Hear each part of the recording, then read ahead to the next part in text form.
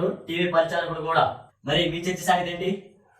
మాది చాలా చిన్న చర్చి రవి, కొద్ది మంది వచ్చే చిన్న సంఘం రవి. అంతేనా? సరే కానీ స్టడీ అవర్ అయిపోయింది, వెళ్ళి పడుకుందాం పదా.